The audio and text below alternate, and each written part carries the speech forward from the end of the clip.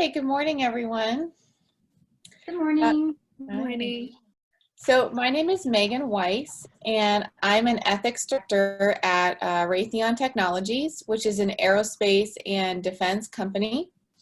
We have locations all around the world. I happen to work out of our Los Angeles office, and I'm really happy to be participating today as one of your senior judges.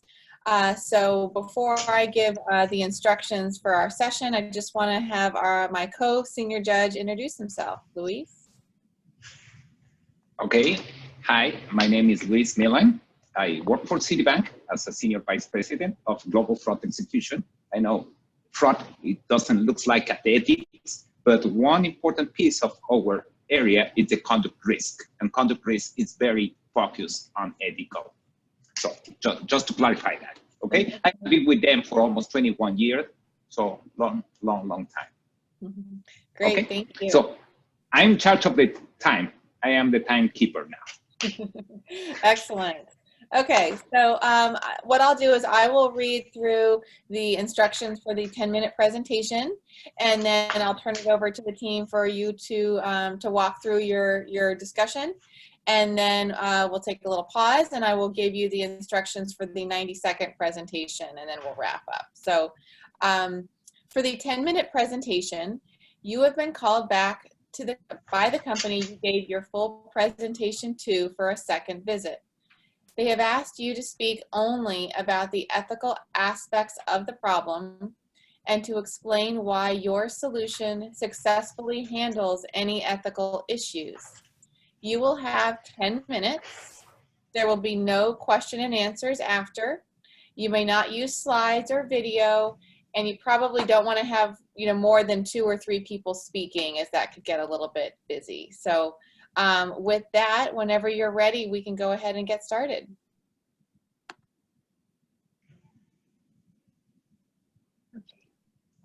Ready?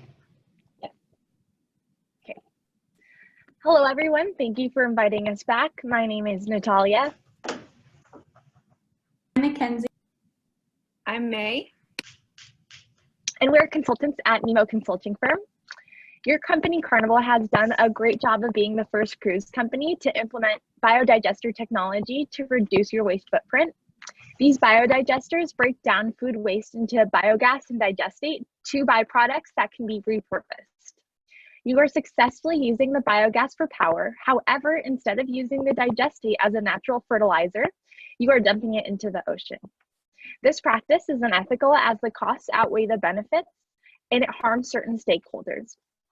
Our recommendation of selling the digestate as biofertilizer supply will further reduce your negative environmental impact and allow you to generate revenue. It is ethical as its benefits outweigh its costs. It allows you to uphold your sustainability promises, and it respects all of your stakeholders. I will now pass it on to my colleague, Mackenzie, who will discuss how our solution's benefits outweigh the costs. Thank you, Natalia. Carnival has tried to reduce their level of pollution in the ocean by dumping the liquid digestate instead of solid food waste. However, dumping this liquid is still considered to be polluting the water due to the fact that the liquid is not environmentally safe. While Carnival and other sources have said the biodigestate liquid is environmentally safe, our team's diligent research in partnership with UC Davis's Biological and Agricultural Engineering Department revealed that the elements contained in the liquid are highly harmful to ocean and human health. The liquid digestate causes the overgrowth of harmful HABs, also known as HAB, due to its high concentration in nitrogen. These algae plants block the sunlight for plants living on the ocean floor, such as seagrass, that needs sunlight to grow, and they remove oxygen from the water, which is detrimental for marine animals. These plants also negatively affect human health because they contaminate our tap water. Most importantly, passengers look forward to connecting with the ocean and seeing the beautiful sights. So that the ocean has to offer. So if the ocean is contaminated with HABs and fish floating on the surface, your customers will be very disappointed. From these significant adverse effects of dumping the biodigestate liquid, we can come to the conclusion that your current program's costs outweigh the benefits. However, our recommendation has more benefits than costs. It benefits agriculture by providing crops with a sufficient amount of nitrogen that allows them to grow healthier and faster. By not dumping the solution into the water, animals are able to obtain the oxygen they need to survive, and plants are able to grow, which are their sources of food. Without the growth of harmful algae blooms, sunlight is able to shine through the ocean and enable plants to grow, such as seagrass, which marine life and humans depend on more than you might know.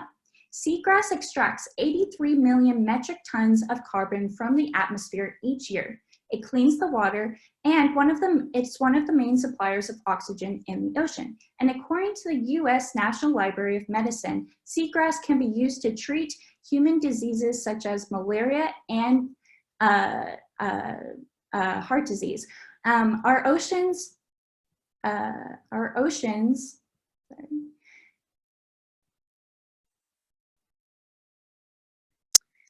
because our oceans will be healthier, passengers will be able to enjoy the beautiful sights the ocean has to offer, which is one of the most common reasons people go on cruises.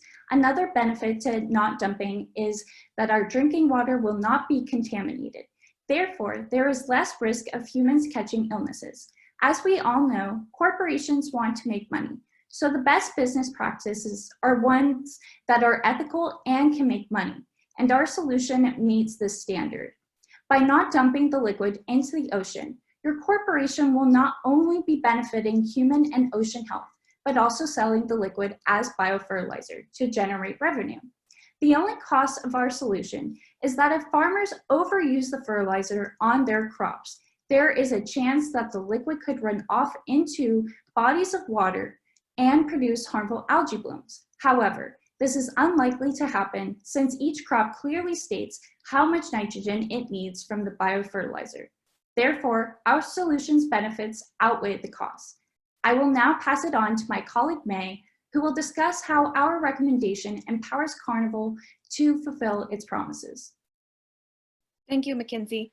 I would like to point out that Carnival Corporation's Sustainability Director, Elaine Heldwire, stated in Carnival's Sustainability Report in 2018 that as we continue to define our sustainability strategy and goals for 2030, we're using the United Nations 2030 Sustainability Development Goals, known as the SDGs, as our framework, which proves that Carnival has promised to uphold the goals set by the United Nations standards. There are a couple of goals that stood out. One of the targets presented by goal number 6, clean water and sanitation, aims to improve water quality by reducing pollution, eliminating dumping, and minimizing the release of hazardous chemicals and materials by 2030. Carnival's program is actually working backwards from this target that they are promised to achieve. As Mackenzie shared previously, dumping the liquid is still considered polluting the water because of the added nitrogen, which results in algae blooms and hazardous chemicals. Another target Carnival's program will not achieve is under goal number 14, which aims to sustainably manage and protect marine and coastal ecosystems to avoid significant adverse impacts. The biodigestate liquid being dumped into the ocean is not protecting marine ecosystems such as seagrass. Seagrass is a vital source to human and ocean health. Without it, a significant amount of carbon will stay in the atmosphere.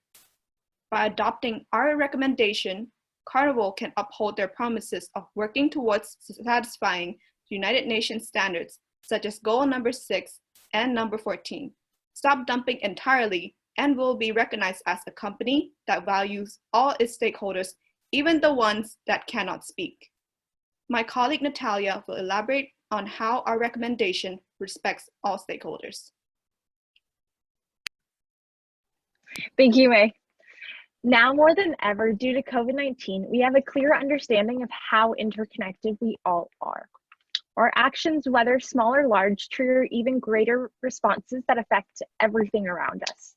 people, animals, and the environment. We are all connected, and the success of each one of these groups, including us, is dependent on the success of all stakeholders.